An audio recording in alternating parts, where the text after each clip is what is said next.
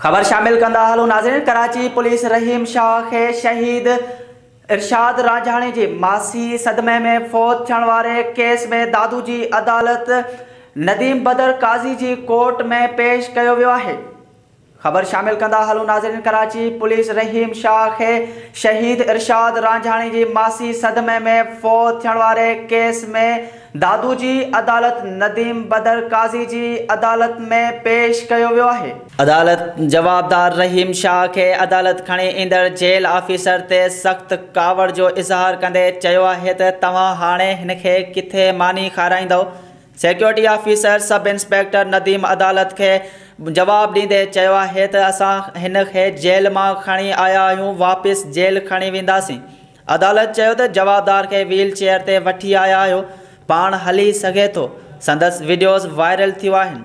अदालत जवाबदार रहीम शाह ते सख्त कावड़ जो इज़हार कंदे उथी बीहण जा पिण हुकुम जारी कया, जंहिं जवाबदार अदालत में व्हील चेयर छॾे उथी बीठो। जॾहिं त ड्यूटी ऑफिसर अदालत के चयो त असांखे जेल मां व्हील चेयर ॾिनी वेंदी आहे, जेका जवाबदार सां गॾु खणी ईंदा आहियूं। जॾहिं त जवाबदार रहीम शाह दादू जी अदालत ते बेएतमादी जी दरख़्वास्त पिण जमा कराए छॾी आहे। दरख़्वास्त में जवाबदार ॼाणायो आहे त हीउ केस ज़मानत जोॻो हुजण बावजूद अदालत मुंहिंजी ज़मानत मंज़ूर न पई करे। मूंखे हिन अदालत ते एतमाद न आहे। मुंहिंजो केस कराची जी कंहिं बि अदालत में मुंतक़िल कयो वञे। मूंखे हिन अदालत ते एतमाद नाहे रहियो। जवाबदार अदालत के इहो बि आगाह कंदे चयो आहे त मुंहिंजो वकील हाई कोर्ट आहे, उन करे अॼु पेश न थियो आहे। जंहिं ते अदालत चयो त अव्हांखे हिकु हफ़्ते जी मोहलत ॾिजे थी। हाई कोर्ट या सुप्रीम कोर्ट मां केस ॿी अदालत मुंतक़िल कराइण जो फ़ैसिलो वठी अचो। अदालत चयो त पंहिंजे वकील खे वठी अचो। ॿी सूरत में ईंदड़ ॿुधणी ते सरकारी वकील ज़रिए अव्हां जो केस हलायो वेंदो। ॿिए तरफ़ अदालत में केस जे शाहिद सदाम हुसैन रांझाणी पारां जवाबदार रहीम शाह खे पुलिस होटल ते मानी खाराइण ऐं हथकड़ी न लॻाइण ते केस दाख़िल कराइण जी दरख़्वास्त अदालत में दाख़िल कराई आहे।